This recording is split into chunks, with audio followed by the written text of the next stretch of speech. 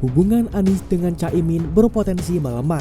Saya sama Mas Anies sangat berharap dan menunggu untuk bergabung dan bersama-sama menjadi bagian dari kekayaan Indonesia yang plural ini, Indonesia yang berbineka ini, dan koalisi kita ini akan semakin banyak, semakin bagus, banyak partai yang bergabung akan bagus, bahkan kita berharap juga Demokrat bisa bergabung kembali. Ya, sudah cukup, jangan sampai pernah dikhianati sekali, masih terus jadi bucin, cukuplah gitu di ghosting sekali, ya, gitu. Kita tidak menolak, ya. Yang pasti kalau dari kami tidak akan ada yang namanya CLBK, intinya gitu. Kata yang pas adalah kami tidak ada CLBK dan tidak mau di ghosting kembali. Intinya gitu. Pak Muhaimin kami menghormati, kan kami tidak pernah berkoalisi dengan beliau. Kemarin kan kami tidak berkoalisi. Ya, kami tidak dihianati oleh beliau. Jadi kami menghormati beliau, silakan jalan saja. Kalau misalnya beliau jalan, saat ini kami ucapkan selamat seperti yang disampaikan oleh ketum kami, Pak Muhaimin, selamat. Saat ini sudah dideklarasikan sebagai capres dan cawapres. Selamat menempuh hidup baru, ya kan? Selamat menjalani sampai bertemu nanti di debat Pilpres. Saya pikir menilai tumpeng, menilai lukisan sulit, tapi saya rasa tidak sesulit memilih koalisi nantinya, begitu kan kira-kira?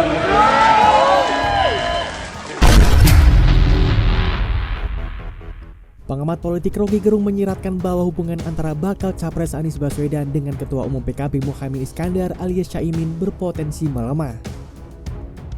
Hal ini terlihat ketika Roky Gerung membicarakan siasat Ketua Majelis Tinggi Demokrat Susilo Bambang Yudhoyono atau SBY setelah partainya keluar dari koalisi yang mengusung Anies Baswedan sebagai capres. Menurutnya, SBY sedang memikirkan siasat yang lebih pragmatis karena masih akan berpolitik setelah tidak ikut dalam koalisi yang mengusung Anies Baswedan dan Caimin di Pilpres 2024. Pak SBY juga lagi memikirkan siasat untuk lebih pragmatis kan, karena beliau Demokrat memutuskan tidak ikut di situ, tetapi dia akan tetap berpolitik, ucapnya.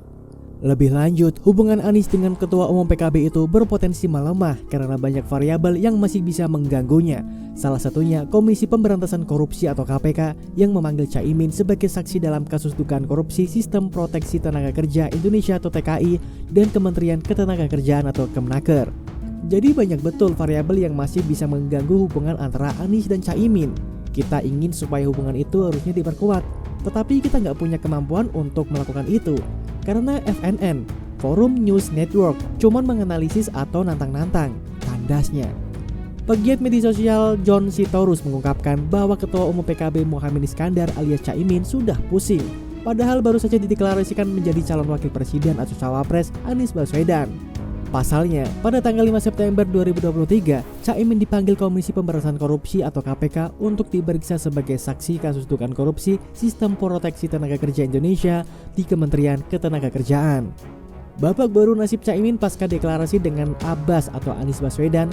Besok, KPK akan memeriksa Caimin terkait kasus dugaan korupsi Sistem Proteksi Tenaga Kerja Indonesia, ucapnya.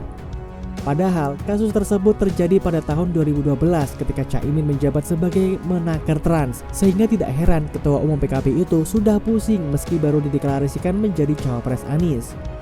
Untuk diketahui, sumber di internal KPK membenarkan pemanggilan Caimin untuk diperiksa sebagai saksi dalam kasus dugaan korupsi Sistem Proteksi Tenaga Kerja Indonesia di Kemnaker yang terjadi pada tahun 2012. Informasi pemanggilan Caimin tersebut juga tidak dibantah oleh Kepala Bagian Pemberitaan KPK Ali Fikri. Menurutnya, jika dibutuhkan keterangan maka penyidik KPK akan memanggilnya sebagai saksi. Yang pasti siapapun bila keterangannya dibutuhkan oleh penyidik KPK, kami panggil sebagai saksi, tentunya. Untuk memperjelas perbuatan dari para tersangka yang telah kami tetapkan sebagai tersangka. Oleh karena itu, untuk memperjelas perbuatan dari para tersangka, maka dibutuhkan keterangan saksi, kata Ali Fikri kepada wartawan. Oleh karena itu, kami berharap siapapun yang dipanggil KPK bisa kooperatif hadir, imbuhnya. Besok tunggu saja, ucap Ali Fikri. Sementara itu, Caimin mengatakan tidak bisa hadir memenuhi panggilan pemeriksaan oleh KPK hari ini. Adapun alasannya karena pada waktu yang bersamaan sedang memiliki jadwal di Banjarmasin, Kalimantan Selatan. Saya sudah dijadwalkan oleh teman-teman Jamiyatul Qurra wal Hufaz atau JQH, organisasi para hafiz dan qori NU. Sudah dijadwalkan lama untuk membuka forum MTQ internasional dari banyak negara. Sebagai wakil ketua DPR, saya harus membuka itu.